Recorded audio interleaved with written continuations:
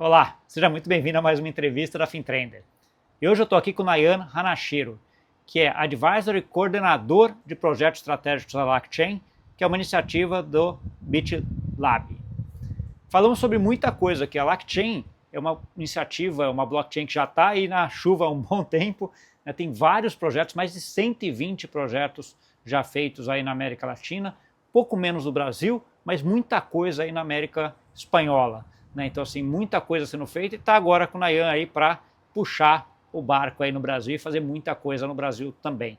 Né? É uma rede pública, não permissionária, né, que tem o governo, tem o Banco Interamericano de Desenvolvimento por trás, né, para ajudar aí nisso, e vários outros órgãos estatais, mas ela tem iniciativas privadas e públicas junto, uma rede bem interessante, e a gente discutiu bastante aqui sobre como fazer a rede, por que a rede é importante, o que ela pode ajudar, casos de uso, a discussão de interoperabilidade, discussão de futuro, discussão do que é sucesso, o que essa rede promete fazer aí para os próximos anos e muito mais. Tá bom? Uma conversa muito legal e que eu tenho certeza que vocês vão gostar.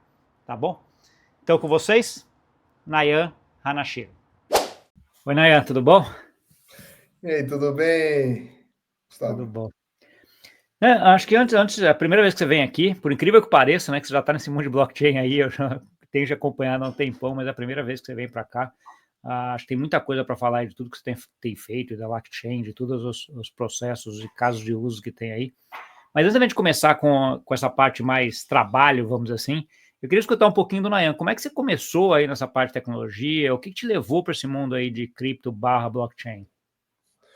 Boa, Gustavo. Sempre começa com curiosidade, né? Porque eu me formei em 2009 em engenharia de computação, fui para o mercado financeiro, estava há um bom tempo com arquitetura de dados e analytics, e em 2017, nessa rede de amigos de faculdade, fiz grandes amigos lá, poucos, mas grandes amigos, a gente debatendo sobre tecnologia, falou, e o tal de Bitcoin?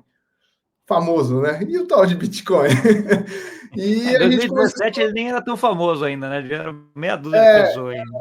Eu dei Assim. sorte, eu tenho que dar os créditos também, porque um dos meus amigos já morava fora, morava em Londres. Então ele estava vendo mais essa movimentação e a gente começou a explorar esse assunto, explorar mesmo, né? Falou, então vamos fazer mineração.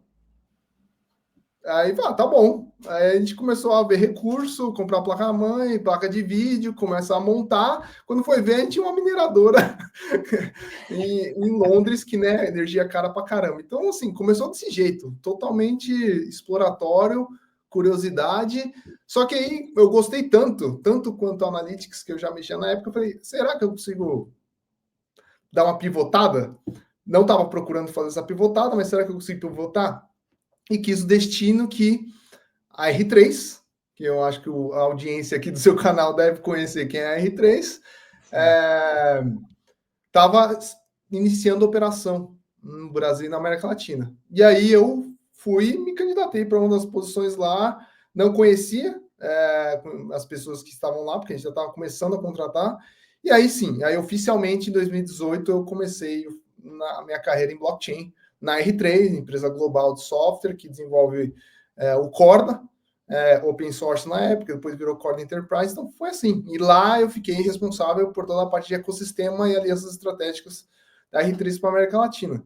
Então foi um início bem normal em termos de curiosidade, mas depois eu busquei essa formalidade, entre aspas, né? E você migrou muito cedo, né? Desse ambiente mais não discricionário, vamos dizer assim, ou aberto, ou degen, vai, se a gente pode dizer dessa forma, para um ambiente mais adicional, a hora que você migra para a R3, que estava muito no começo, isso daí. Como é que foi essa passagem? Porque a R3 foi uma das primeiras lá atrás, começou com isso daí também. Acho que tinha pouca gente fazendo, né? Eu lembro das discussões de 2015, 16, 17 lá, era quem estava muito na tecnologia, quem minerava Bitcoin, era aqueles caras que adoravam isso e que ficavam só ali, que não queriam nem saber de banco adicional, de nada, né? E a R3 veio um pouco para fazer esse meio de caminho, né? Entre essa tecnologia e o mercado já tradicional, né? Como é que foi isso aí para você? Não, me atraiu bastante porque era mercado financeiro, eu tinha experiência no mercado financeiro. Então, no primeiro check, eu falei, ok, não vou estar perdido nesse novo contexto. E era uma época que começaram a surgir os consórcios, né? Um monte de consórcios para explorar trade finance. E a R3, na época, não estava nem se denominando empresa de software, estava falando, era o consórcio R3, porque era bancos, reguladores, etc. Então, foi uma forma de me inserir. Eu não venho dessa veia mais libertária, etc. Eu estava realmente muito curioso do que poderia ser tudo isso, quais que eram as possibilidades, e eu abracei essa oportunidade que veio. Então, não fiquei muito amarrado nessas questões, apesar de adorar essa conversa, não por missionado, etc, etc. Por mais que eu estive na R3 por 4 anos, eu venho de ambiente de consultoria, trabalhei na EY, no Santander, no Banco Santander, eu sempre tive uma veia. Não vou ficar em cima do muro, mas vou aconselhar do melhor jeito possível. Óbvio que eu, às vezes, tenho chapéus, mas não é bem assim. Então, mesmo na R3, eu ficava muito simpático com todo o ecossistema, porque é importante, né? Não é uma briga. Todo mundo tá lutando pelas mesmas coisas no final do dia. Sim, sim, não, e esse ambiente é um ambiente ainda que tá, que a gente sempre fala, tá muito no início ainda, né, Nayan? Então tem muita coisa para ser construída ainda, então vamos cooperar, vamos se ajudar, acho que tem espaço para todo mundo aí, para várias startups, várias iniciativas, várias empresas grandes, né? Então acho que tem muita coisa ainda hoje para ser construída, né? Quando a gente estava lá atrás falando em 2017, 2018, então ainda mais ainda, né? Então Só mato assim, alto. só mato alto, exatamente, muita coisa para ser feita. E aí conta um pouquinho durante esse período teu da R3, aí você ficou na R3 um tempo ainda, que você até comentou já, que ela era um consórcio, daí virou uma empresa privada, que daí se colocou como empresa de software, ou seja, muita transformação, e também uma participação grande no mercado brasileiro, né? Então, assim, ela foi uma das primeiras, eu lembro dela no Lyft, muitas coisas dentro do Banco Central, que utilizando corda, né? Então, acho que teve um processo ali de amadurecimento no mercado de blockchain no Brasil, né, que a R3 fez bastante parte dele, né? Fez, Gustavo, justamente por ter montado um time que foi pequeno, não passavam de 5 pessoas para cobrir toda a região, que era muito pesado, mas foram nomes pesados, né? Está falando de Keide Sakai, está falando de Luiz Jerônimo, está falando de Gustavo Paro.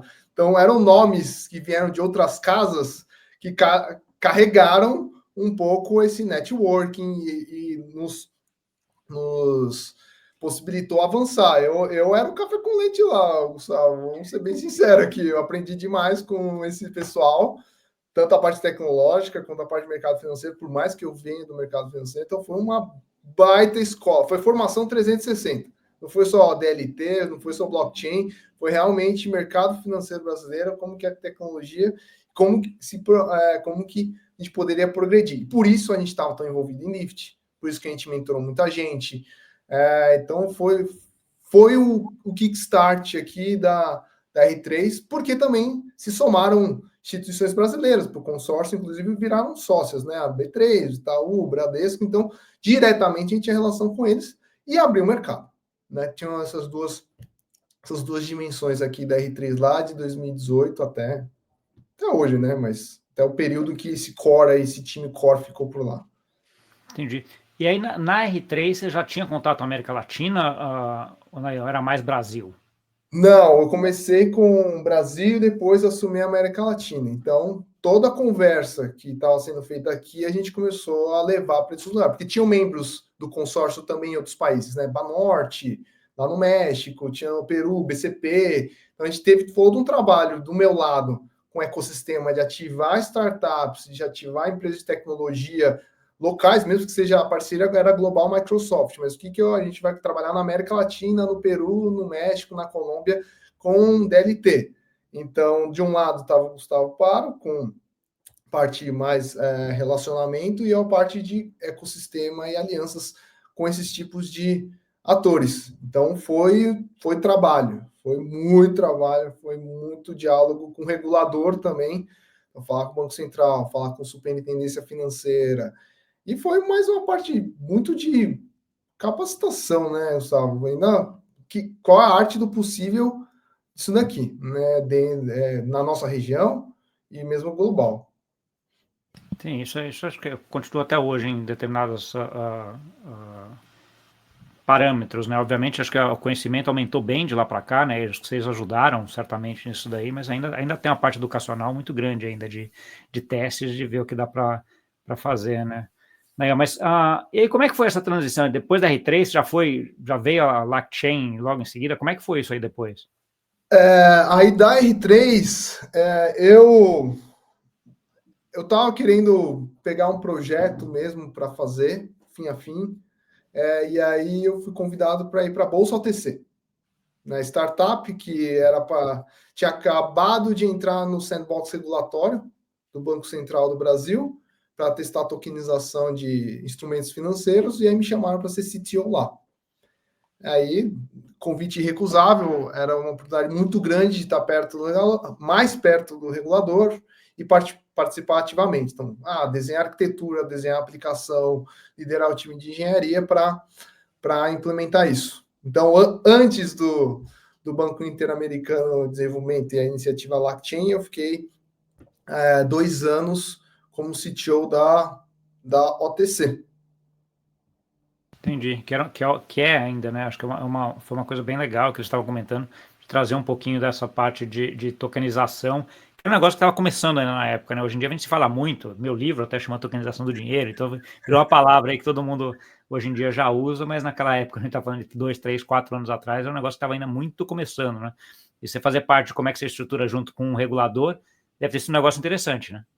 Nossa, foi sensacional, mais uma experiência transformadora, porque vamos criar uma representação digital de um instrumento financeiro.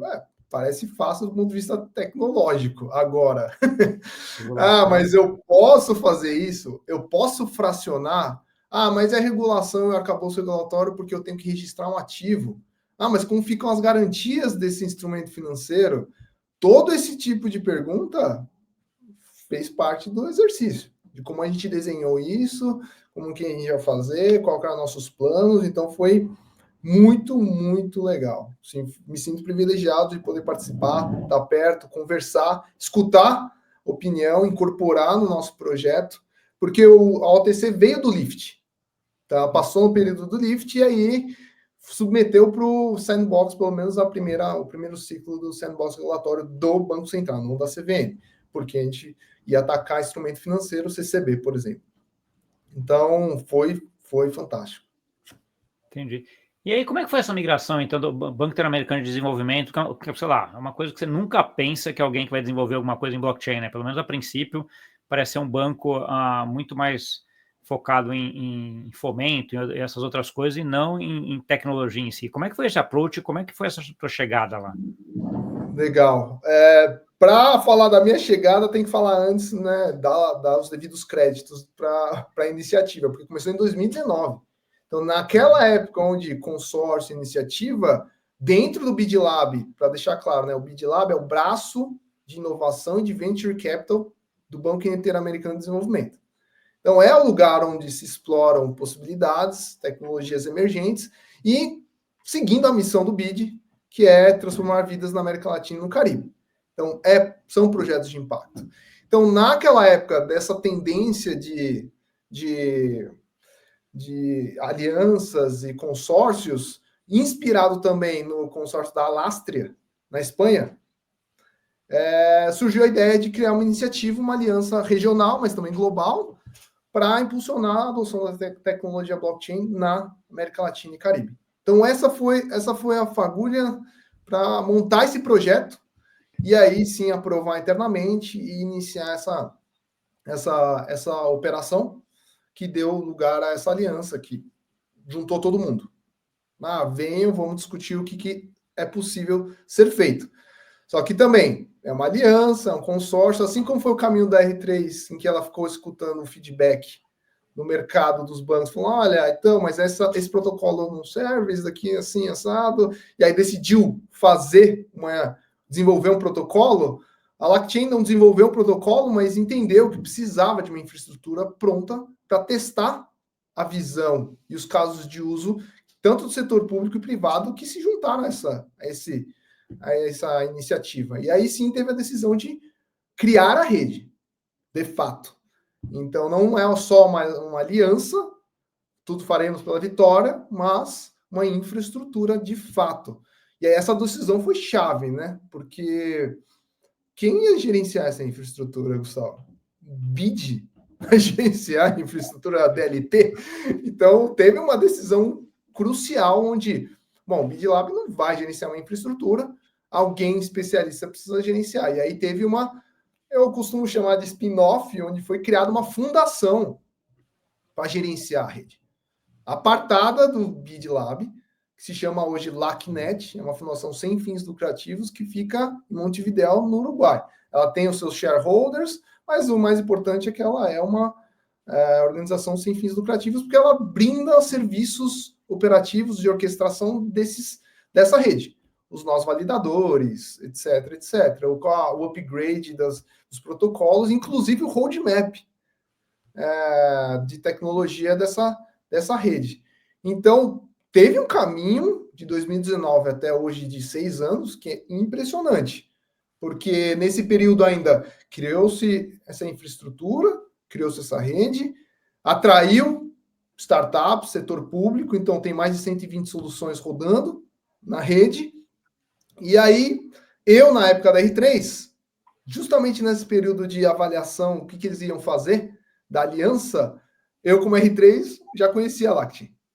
E a gente foi falar com a Lactin, por que a Lactin usa o Corda para a rede? Que já está pronto. Que já estava isso, já estava pronto, etc. Bom, decisões à parte, eles seguiram com o Hyperledger Bezo. Tá? Então, hoje, o protocolo que está na Lactin é o Hyperledger Bezo, é a mesma da rede Blockchain Brasil, é a mesma o mesmo protocolo que o Banco Central do Brasil escolheu para o Drex. Tudo isso não é à toa, tá? Tudo isso não é uma mera coincidência. Todo mundo se conversou, todo mundo trocou ideia, esses atores, então, BID Lab, Banco Central, o BNDES, que faz parte da iniciativa da Lactin, da aliança. Então, foi Hyperledger Bezo. Fiquei com isso na memória. E aí, mais recentemente, porque eu não estou nem há um ano na iniciativa, é que eu vi uma posição lá, conheci algumas pessoas lá, mas assim, nunca imaginei em trabalhar lá, e eu falei, olha, eu acho que é uma baita oportunidade por propósito e por, mais uma vez, uma experiência poder ser transformadora. Aí, dito e feito. Aí eu entrei e realmente tem sido fantástico. Tá bom. E aí vem, acho que a primeira pergunta que você tem, que eu faço para todo mundo, eu estou conversando com bastante gente que montou rede aí, né? Falei com o Gladstone lá da RBB, etc. Uma das perguntas que sempre vem na minha cabeça é que para que mais uma blockchain?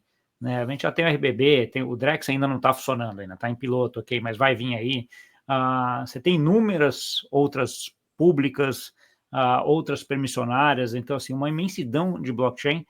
Por que a Lacta tem de diferente? Por que ela é necessária dentro desse ambiente de várias blockchains? Gustavo, na época, 2019, 2020, teve avaliação, justamente passando por esse processo de decisão. Falar, olha, a gente pode ir por esse caminho, a gente pode ir por outro caminho. E na época, considerando os stakeholders, os envolvidos na aliança, que o BID também tem uma parte do BID, que é o setor público, então tinha governos da região também querendo explorar isso, mediante a esses inputs e a esses requisitos que a gente sabia que ia enfrentar, a gente tomou a decisão de usar um protocolo aberto e ir por um caminho que hoje, dentro da definição da ISO, né, do Comitê Técnico 307, é uma público permissionada. Ou seja, não tem nenhuma barreira para você entrar, mas você precisa aderir aos termos de serviço e os termos de uso da rede. Então, decisão foi, vamos para um protocolo aberto, numa estrutura público permissionada, pelos requisitos que a gente sabe que a gente vai enfrentar. Vão ter aplicações do setor público, vão ter aplicações do setor privado, vão ter parcerias público-privadas nesse ambiente, e aí foi a decisão de onde isentar um pouco, isolar um pouco a variável criptomoeda, porque sempre gera muito debate nesse assunto, e aí acabamos indo por essa rede. Acho que a grande diferença é só o direcionamento da Lactin. É projeto de impacto, hoje é para qualquer um, mas a maioria dos nossos projetos é para promover algum tipo de mudança. Tá bom. se é inclusão e assim por diante. Tá bom. Esclarece um ponto para mim, que eu sempre fico um pouco em dúvida, né? Se as redes públicas, não permissionárias, que é um pouco do que que é a LackChain, de certa forma, ela tem gas também, né? Para você fazer as operações. Você tem que pagar algum FII ali dentro. Como é que funciona isso? Boa. Para justamente isentar essa parte do gas, tem um contrato específico aqui onde a gente criou um modelo de distribuição de gas, que na verdade são fichas. Para quê? Para não tumultuar a rede, para não congestionar. Você tem, digamos, entre muito simplificada, uma franquia de gas, onde você consome para deployar o contrato, implantar o contrato e assim por diante. Então, ele tem esse mecanismo, só que esse mecanismo é sintético para dentro do ecossistema. Tá? Então, Tá bom. justamente para evitar a Até questão porque um dos grandes vantagens no gas é isso, é você determinar quem está usando e impedir que alguém sobrecarregue a rede, etc. Né? Então, assim, você acaba fazendo isso por uma limitação do gas para determinadas alternativas que vocês limitam para que ninguém faça um deploy gigante e bloqueie a rede inteira para todo mundo. Né? Exatamente, a gente teve que customizar essa parte do gas para poder dar essa mesma função, sem entrar no mérito ali das criptomoedas. Tá bom. Distribuição de nós, né, fala um pouquinho para mim de como é que é a distribuição. É uma preocupação esses nós serem distribuídos? A ideia é que eles sejam bastante distribuídos ou não? Deixa concentrado mesmo, então todos os atores dentro da rede ok com isso? A Lactin, a rede, ela tem um protocolo de rotação de nós validadores, tem no total acho 12, mas aí ativos tem que ter 6, salvo engano, e são membros da aliança, parceiros da Lactin que se propuseram a executar essa atividade. O que a gente entende como roadmap será que a gente teria que ter um nível de acordo de serviço para esses nossos validadores, além desse protocolo? Ele tem que seguir uma certa cartilha. Então, esse eu acho que faz parte um pouco aqui da LACnet, como operadora e orquestradora da rede, debater e avançar e melhorar essa questão. Tá bom. Tem alguma discussão sobre DAO aí dentro, Nayan, de virar uma DAO, alguma coisa assim? A ideia é que fique uma fundação mesmo e pronto. Não, Gustavo, não tem uma discussão sobre DAO, acho que DAO é só uma preferência minha, interesse meu de governança on-chain, mas aqui dentro não escutei nada sobre DAO. A gente continua tendo a figura dessa fundação, porque quando a gente vai falar com os governos, de novo, né, a questão de governos, eles perguntam muito a respeito, mas quem está responsável, etc, É um responsável importante. a gente precisa dar uma resposta direta, falar, não, isso aqui está deste jeito, está sendo orquestrado e operacionalizado desta forma. Tá bom. Vamos falar sobre casos de uso, né? Comenta alguns casos de uso emblemáticos que a gente teve aí na rede. Você falou de mais de 120, né? Que é o que você comentou. Já tem muita gente usando isso daí. Comenta alguns deles aí para a gente. Olha, Gustavo, gosto bastante dos casos de agro aqui da LackChain, porque não entrou tão diretamente na seara de tokenização de valores, digamos assim, mas mais dá acesso e inclusão, por exemplo, a pequenos agricultores.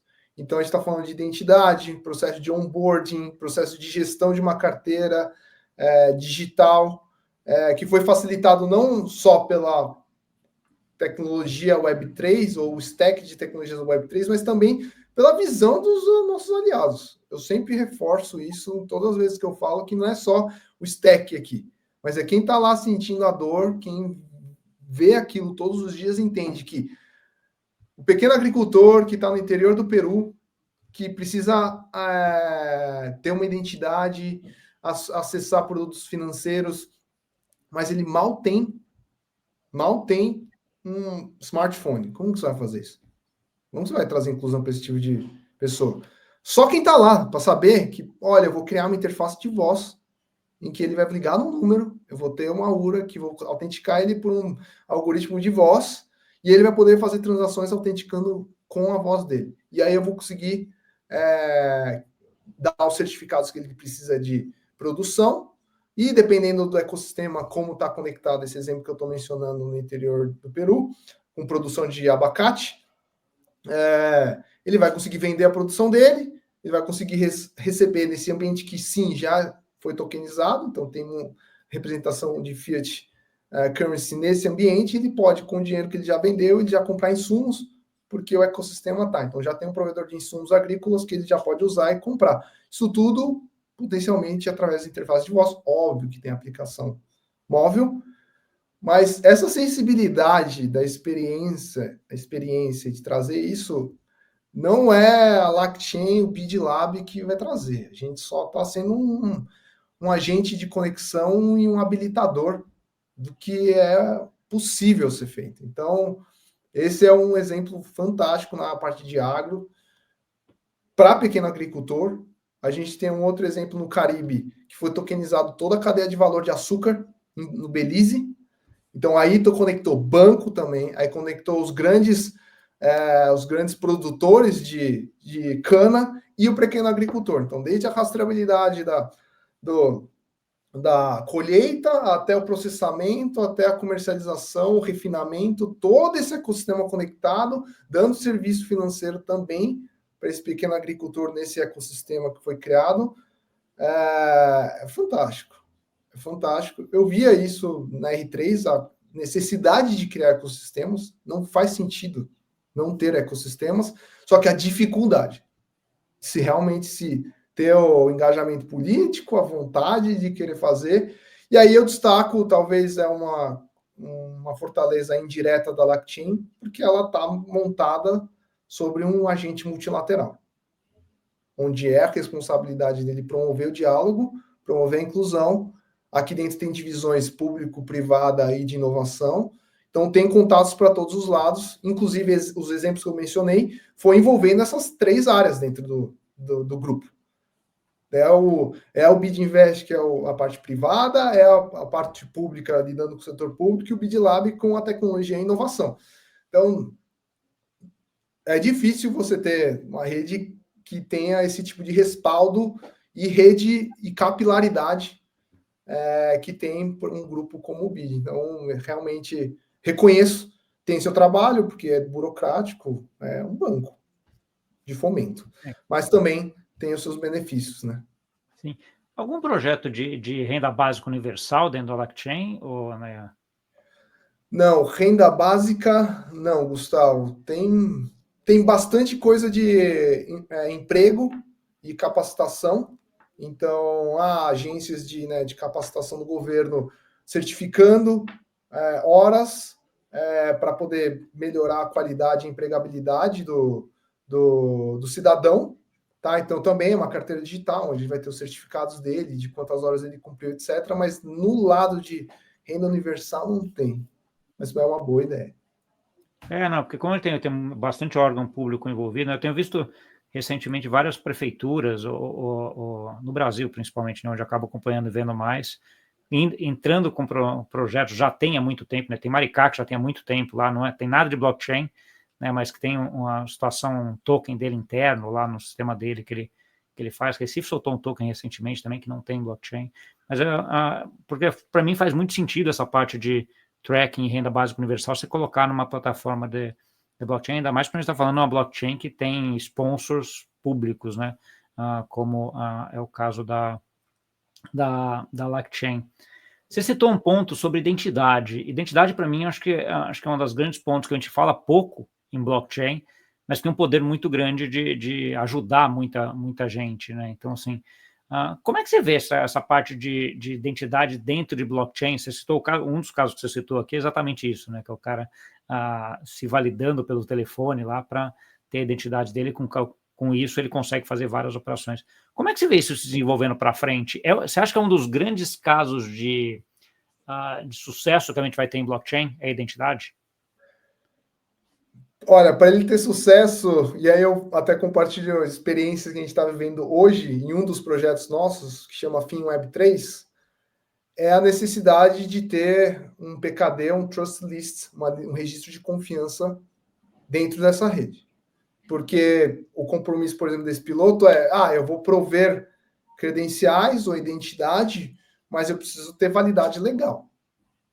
Ter validade legal, alguém com essa autoridade tem que estar participando e acreditando essas credenciais para esse cidadão. Então, isso para mim é chave no processo de descentralização da identidade, mas tem que ter uma estrutura de registro de confiança. A gente está falando hoje do arcabouço que existe, tá, Gustavo? Ninguém está falando nada de evoluir o arcabouço e pensar de uma outra forma, mas hoje, do jeito que está organizado, os projetos que a gente vê, por exemplo, de credencial de vacinação que a gente fez durante a pandemia, que teve o Ministério da Saúde envolvido, porque quem emitia, de fato, né? Até o laboratório poderia registrar o exame, mas quem acredita isso e fala, ok, chancela, estava dentro de um registro de confiança.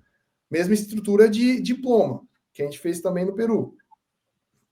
Alguém precisa acreditar, alguém tem que falar, olha, não, ok, mas quem está acreditando nessa universidade, ela está dentro do registro de confiança do Ministério da Educação, em que ele fala, ok, pode, porque você está autorizado, você a universidade tem o registro para poder fazer isso? Sim. Então, para mim, o que muda é como a gente enxerga esse tipo de parceria público-privada para garantir que a tecnologia vai melhorar essa experiência, vai trazer esse benefício que a gente está querendo, que nem esse projeto que eu estou falando. É inclusão digital, mas eu estou trabalhando mão a mão com, por exemplo, o RENIEC, que é o nome da entidade lá no Peru, provém que cria, faz os IDs, né? Faz os RGs peruanos, entendeu? Então, ficaria muito difícil eu falar que eu vou emitir uma credencial que é a identidade dele sem eu estar alinhado com o RENIEC no Peru. Sim, e aí tem uma parte que é a parte até de consultoria que você falou antes, que você fez antes, que ajuda muito, né? Que na verdade você tem que arrumar o processo, às vezes, para que o processo seja bem feito, que aí você consiga registrar em blockchain ou registrar dentro da blockchain e fazer sentido, né? Sem dúvida.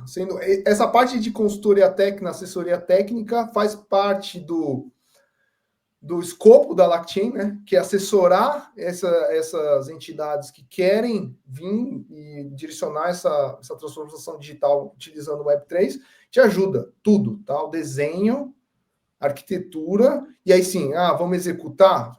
Provavelmente pode ser através de um parceiro do ecossistema, ou eles vão internalizar e fazer o desenvolvimento por eles. Existem vários arranjos no meio disso tudo, mas precisa pensar como vai se parecer, precisa mapear como tem que mapear, e assim por diante. Tá bom. Procura pela LACchain, como é que está sendo essa procura? É uma coisa que está vindo, de certa forma, ativa já? As pessoas já procuram vocês por conta de estar sabendo, ou ainda é uma coisa que vocês ainda têm que procurar muito casos de uso e convencer, eventualmente, as pessoas a tentar testar isso daí? Na América Latina, já somos conhecidos, e na Espanha também, tá? As pessoas já vêm atrás da gente, a gente conversa, mas como você mesmo fez aquela provocação, né? É mais uma tecnologia, querendo ou não, tem esse trabalho, né? Mas aí por que a LACchain? Será que fazer outra? Querendo ou não, tem várias iniciativas privadas também. Então, a gente normalmente está sendo reativo. Eu acho que no Brasil pode ser que seja uma das primeiras vezes que as pessoas estejam assistindo conteúdo sobre LACchain em português. Não é à toa, porque eu sou o primeiro brasileiro que se somou à iniciativa. Todos são latinos de toda a região, inclusive também espanhóis, também da Ibéria. Então, no Brasil tem um trabalho a ser feito. Só que o Brasil a gente sabe que não é pouca coisa. É enorme. Em termos de economia, metade da América Latina, de certa forma. Então, é complicado a gente falar que um time bastante enxuto aqui, alocado dentro do BidLab para essa iniciativa, vai conseguir dar conta do Brasil. Então, eu acho que do Brasil teria um trabalho mais proativo para ser feito. A gente vai tentar na medida do possível. Mas aí na América Latina, nos outros países, aí não. É mais reativo. As pessoas já conhecem, já vêm atrás, querem explorar a própria infraestrutura. Tá bom. Tema que a gente sempre que a gente fala de redes públicas não permissionárias, vem duas discussões, né? Que acho que até foi puxado pelo Drex. Uma sobre interoperabilidade, né? Componibilidade, outra sobre privacidade. Né? Então, assim, como é que você vê esses temas dentro da blockchain? Qual a tua opinião sobre eles de modo geral também? Né? Minha opinião, isso vai ter que acontecer. Desde o começo, quando ainda era uma briga mais ferrenha, né? Do tipo, eles e nós, sempre privado, não privado, permissionado, não permissionado, eu sempre olhava gente, esse debate aqui não vai levar para nenhum lugar. Isso aqui vai ter que coexistir, vão ter casos de uso em cada um dos lugares, vai ser melhor desse jeito, de outro jeito, mas, e aí agora que eu não faço mais parte da R3, eu posso falar mais abertamente, eu tinha uma tendência para ambientes abertos, para ambientes públicos, eu acho que é mais inclusivo, eu acho que vai fomentar mais o caso de uso. Só que aí tem questões regulatórias. Então, para mim, interoperabilidade vai existir como já está existindo, já está sendo discutido. Tá? Privacidade é um buraco um pouco mais embaixo, não é à toa, e eu falo tranquilamente dentro da LACchain, os casos de uso são mais fora do setor financeiro, que é um pouco mais fácil de lidar com privacidade, que nem os exemplos que eu dei para vocês, tudo, o que fica on-chain, o que não fica, etc. É um pouco mais fácil de gerenciar, tem um arcabouço regulatório um pouco, não é mais claro, mas é contornável. E agora a próxima fronteira legal, casos financeiros como está liderando, estão se desenvolvendo no Brasil, sim, a gente precisa discutir. Como que isso vai se parecer? A gente vai seguir do mesmo jeito? A gente não vai seguir do mesmo jeito? Mesmo as regulações no mercado financeiro a respeito disso, a gente vai seguir desse jeito? Não vai seguir desse jeito? Então, minha visão, e é parte da minha missão também, é promover essas duas coisas, tá? Dentro da LACchain. Com os projetos que a gente está em marcha e que estão para ser lançados. Interoperabilidade e privacidade. Tá bom. Olhando agora um pouquinho, agora 2025 e para frente na LACchain, como é que você vê esse ambiente se desenvolvendo? O que seria mais ou menos uma coisa que você falaria, caramba, a gente teve sucesso em 3, 4, 5 anos? Do lado do roadmap tecnológico, que aí fica por conta da LACnet, eu sei que é importante essa questão da resistência pós-quântica. Então, esse ano, 2025, já a LACnet está preparando um deploy, que vai ser, no final das contas, um fork da LACchain, ou da LACnet, para uma rede com resistência pós-quântica. Posso fazer uma pergunta mais técnica? Às vezes, se você soubesse, eu gostaria de responder. Quando eu vejo blockchain, para mim, é aquela sequência de blocos, né? Então, você vê em sequência de blocos com criptografia entre eles, né? Então, assim, que você não consegue ir para trás por conta da criptografia. A ideia da computação quântica é que, por teste, você vai ser muito mais rápido nessa computação e você vai conseguir quebrar esses códigos para trás, coisa.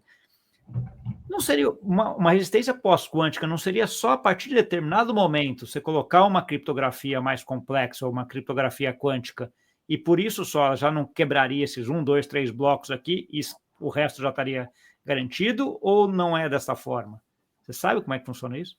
Deixa eu pensar como que...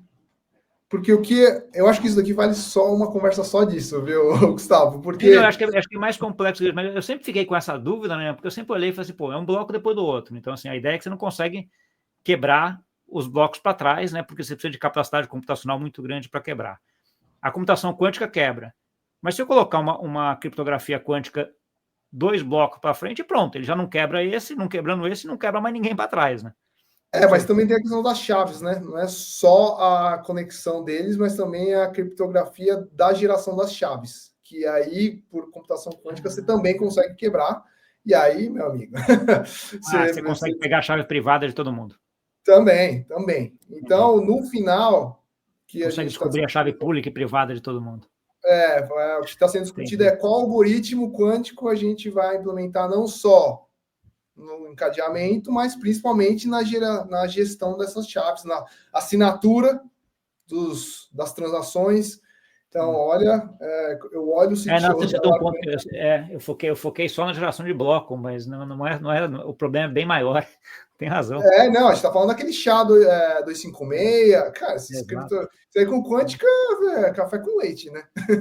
Ela quebra tudo fácil, né? Então, assim, entendi. Tá bom, então só voltando no teu ponto, desculpa eu interromper, mas estava falando que o roadmap, parte do roadmap para essa parte da ficar safe com a computação quântica.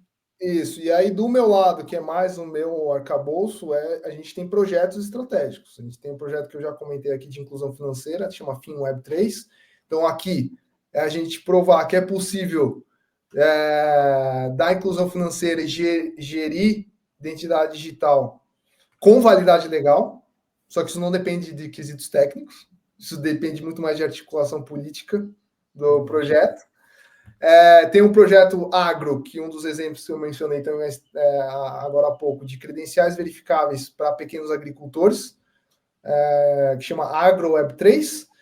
Quais tipos de credenciais verificáveis? Isso a gente está desenhando por país. São pelo menos 4 países da região onde a gente vai focar na exportação para a União Europeia, que tem uma nova regulação de desmatamento. Então, quais são os credenciais que a gente vai desenhar para isso?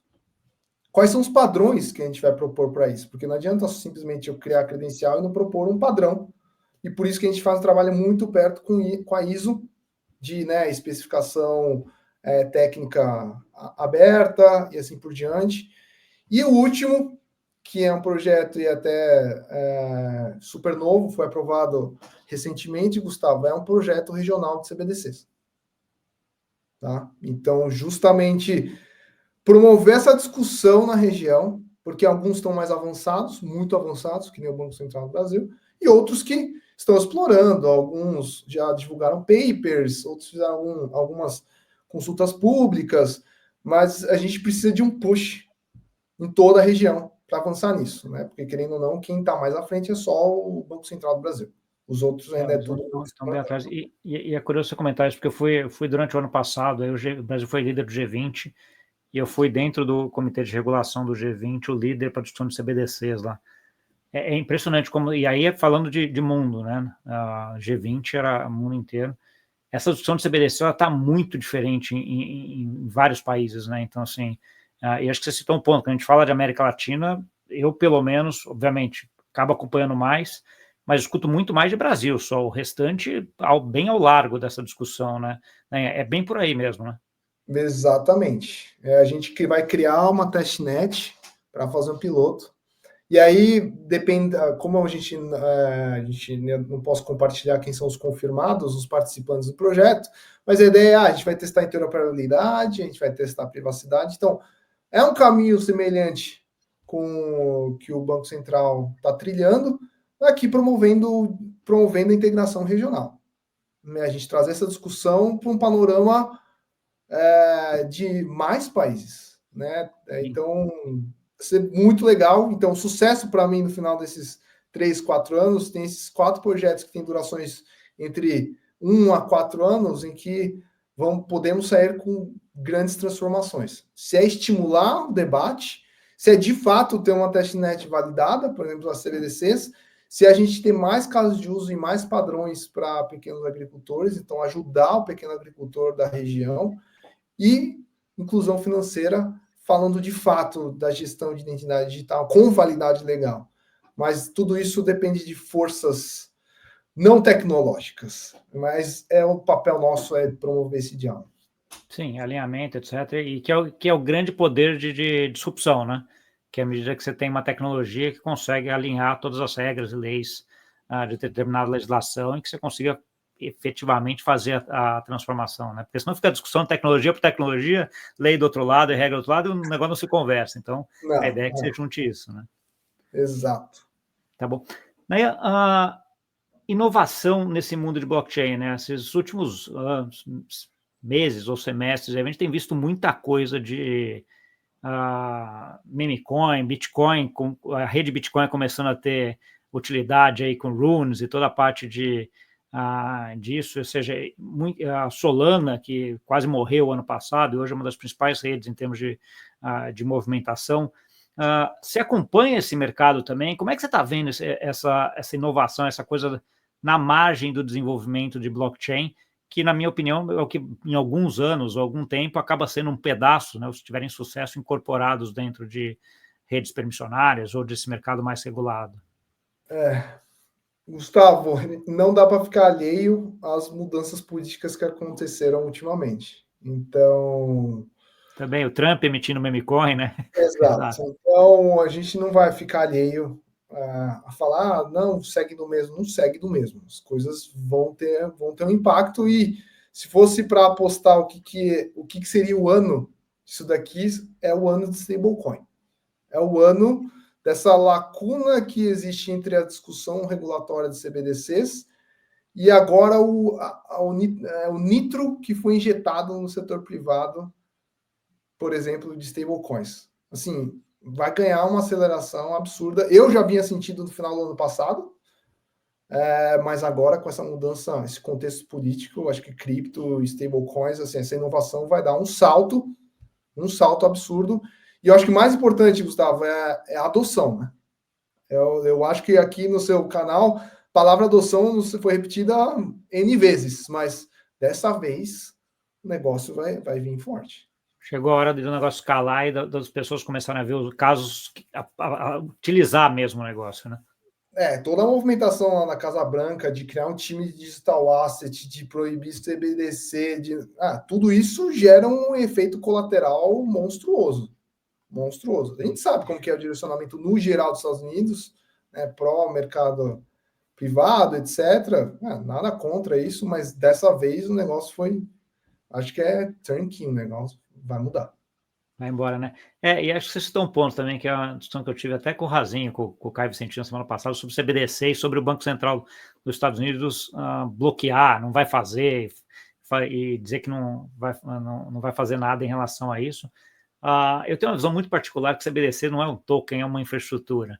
Né? Então, assim, o token de CBDC, todo mundo tem a discussão de que o cara vai controlar, vai não sei o que, pode fazer o que quiser. Eventualmente pode até entrar nessa discussão, mas eu acho que a infraestrutura de blockchain que vem por trás, e aí você vai precisar de um token representativo do dinheiro, né? Que vai ser uma stablecoin, vai ser uma CBDC, talvez com outro nome, mas alguma coisa nisso. E eu concordo contigo que acho que a gente está indo para esse sentido de cada vez mais infraestruturas de blockchains, né? O que ajuda muito, né? Então, o que você falou, a interoperabilidade vai ser uma coisa que vai ter que vir aí, porque a gente vai ter várias, e com essas redes de blockchain, a gente vai ter que ter o dinheiro representado nelas de alguma forma. Né? Então, assim, seja via stablecoins ou CBDC, mas eu acho que esse fato dos Estados Unidos ter falado assim, não vamos para a CBDC, para mim quer dizer vamos para infraestruturas de blockchain, por outro lado, né? O que é muito favorável. Sem dúvida, sem dúvida. O que eu não falei ao longo do nosso papo, mas sem dúvida a gente pode pensar em infraestrutura, tem uma palavrinha que todo mundo está usando, pelo menos virou jargão em alguns fóruns, né? Que é DPI. Infraestrutura pública digital. Né? Então, qual que é o stack que vai precisar? O Web3 e blockchain vai fazer parte dessa nova geração de DPIs? Aqui a gente é muito direcionado a bens públicos digitais, então peças de software, componentes, e, por exemplo, esse projeto pode evoluir para uma DPI, você está falando, você já mesmo disse, uma infraestrutura nova. Mas também tem o core dele, o contrato que vai ser desenvolvido para gerenciar isso. É um compromisso, vamos criar um bem público digital para fomentar o desenvolvimento, para fomentar essa discussão. Então, é um pouco parte da missão da LACchain, como projeto de impacto e promover bens públicos digitais, regionais e globais. Espero que a gente consiga manter esse foco, essa missão, que a gente não sofra tantas influências aí de lado, mas é o futuro. Isso aqui não vai voltar. Não vai. Boa. Né, tem mais ou menos o tempo que a gente fica aqui, a gente tá nele já. Eu queria te deixar um espaço agora para dar uma mensagem final aí para quem nos ouviu e onde eles continuam essa conversa contigo. Legal. Agradecer a participação, a audiência. E quem quiser saber mais, LACchain.net. Essa é a parte da iniciativa e da aliança, que é gerenciada pelo BidLab. E lacnet.com é a parte de infraestrutura, que é a fundação sem fins lucrativos que fica lá no Uruguai. Então, LACnet você vai encontrar mais conteúdos técnicos, documentação da rede. LACchain você vai ver os conteúdos de casos de uso, estudos e produtos de conhecimento que a gente fez.